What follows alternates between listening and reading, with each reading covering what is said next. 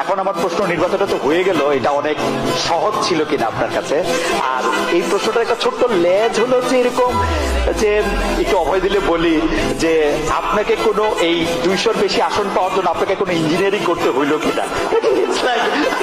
Thank you so much. আপনাকে অবগত জানাই। আপনি আমাদের আমাদের জনগণকে কনভিন্স করতে হচ্ছে আমাদের ইঞ্জিনিয়ারিং। নেতা দেন, প্রশ্নের উত্তর দেন। এই প্রশ্নের উত্তর খুঁজে পাচ্ছেন না?